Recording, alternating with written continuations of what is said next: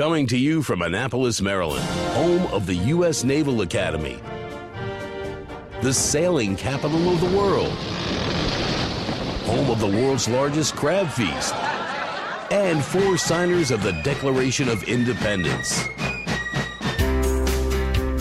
This is the Eye on Annapolis Daily News Brief, a daily roundup of local news that you can use, including local sports, local events, local opinion, and local weather from DMV Weather. Now here's your host, publisher of Eye on Annapolis, John Frenaye. Hey, good morning. It is Monday, March 26th, 2018. This is John Frenaye, and this is your Eye on Annapolis Daily News Brief. Well, hopefully you survived the weekend. I barely did. Boy, I'll tell you, the Annapolis Film Festival was another great event. They hit it out of the ballpark once again. Go back on my Twitter feed at Eye on Annapolis and listen to some of the audio that we released. I had interviews with Joanne Froggatt from Downton Abbey, and she was the star of a new film called A Crooked Somebody. I also had a conversation with Josh Marston, who is the director from Come Sunday, and also with Bishop Carlton Pearson, who is the subject of that film. My favorite one had to be New Wave, Dare to be Different, which is the story of WLIR on Long Island. And Annapolis' own Bob Wall from WRNR was featured very prominently in the film. He was there. He was able to discuss the film with the audience, discuss the station, introduce Pressing Strings for a post-viewing concert. And I tell you, I would love to get a hold of the soundtrack of that film. That one will be actually showing on Showtime pretty soon. I'm not sure what the dates are, but save the last weekend in March of 2019 for the Annapolis Film Festival for their 7th year. Let's get right into the news. Sheriff Ron Bateman is pissed off. There are signs being stolen. These, of course, are election signs because we are in election year. And he has gone to Facebook and said he is willing to give somebody $500 if they are able to identify who has been taking them. He said in his Facebook post, "Well, it has started already. A minimum of 15 re-elect Sheriff Ron Bateman signs have been stolen," that was in all caps, "from private property from Pasadena to Arundel." So if anybody knows anything about that, you can get a hold of the sheriff either on his Facebook page for the campaign. And for the second weekend in a row, Annapolis has seen a violent weekend with another man being shot. On Saturday at about 12:30 p.m., Annapolis Police Department responded to the 1700 block of Forest Drive, which is right there by the Safeway, for a report of an adult male that was suffering from a gunshot wound. They found the man who they believe was shot back on Skipper's Lane and somehow made it out into the front of the Safeway, and he was transported to shock trauma for treatment. There is no word on his injuries. It's interesting that this is the second weekend in a row where there has been a shooting in that general area. It happened in the middle of the day, which is unusual, and it also happened during major events where the police were probably otherwise focused. Last weekend it was St. Patrick's Day. This weekend it was the March for Our Lives rally.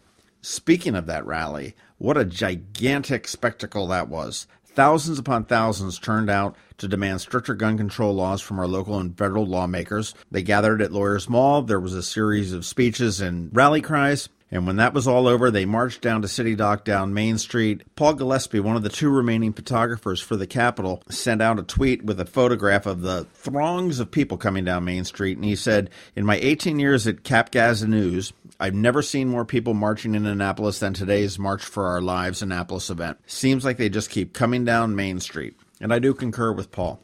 This looks like something fun up in Baltimore coming up later in the year. At the Baltimore Museum of Art, they are going to be exhibiting the works of John Waters, famous Baltimore resident.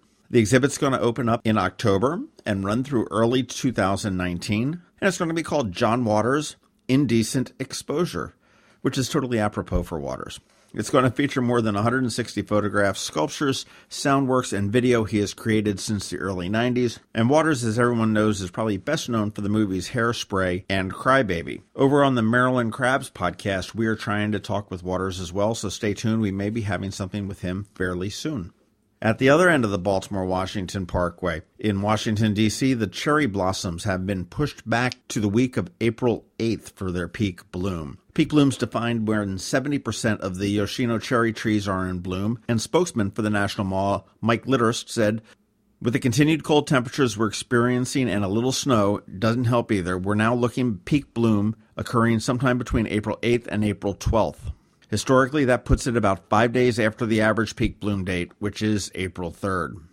Originally, the National Park Service had predicted peak bloom to be between March 17th and 20th. That was revised to March 27th to March 31st. And now we are into the first to second week in April. So if you want to make a road trip into D.C. to check out the cherry blossoms, which I do think everybody should do at least once, even if you are a local, make your plans accordingly.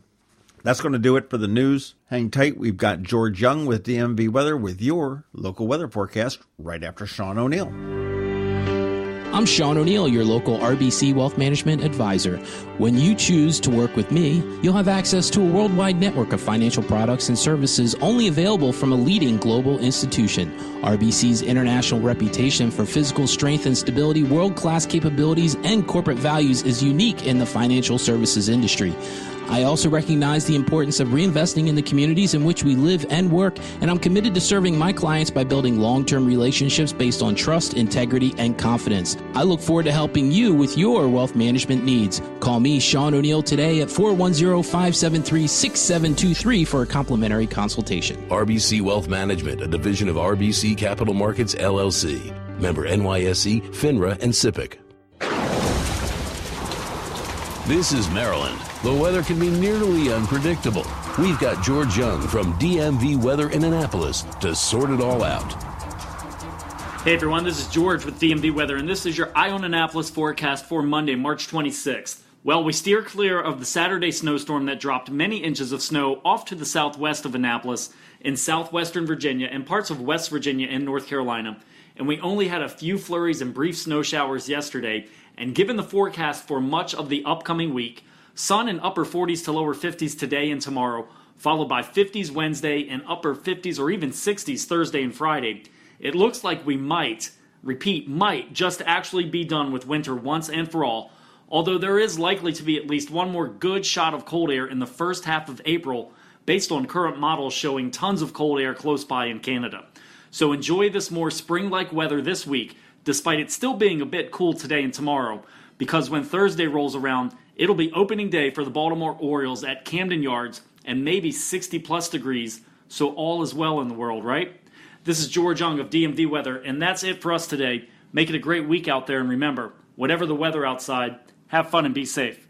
Hi, this is Randy. And Claudia Boldiga. Please join us and our presenting sponsor, RXNT, on Saturday, April 28th on AAMC's South Campus for Denim and Diamonds Bash. Proceeds will benefit mental health and addiction services in our community. Now more than ever, we need to focus on this critical need. The bash sold out last year, so don't delay and join us for this fabulous night under the stars. Can't make the party? You can still help by purchasing a raffle ticket. This year's raffle is a stunning 4-piece amethyst jewelry collection donated by Cezanne Jewelers, valued at $5,000. Only 100 tickets will be sold for the raffle, so don't miss out. For event or raffle tickets, go to aamcdenimanddiamonds.org. Thanks for your support of Anne Arundel Medical Center's efforts to improve the availability of mental health and addiction services throughout our community. Remember, it's not just a party, it's a party with a purpose.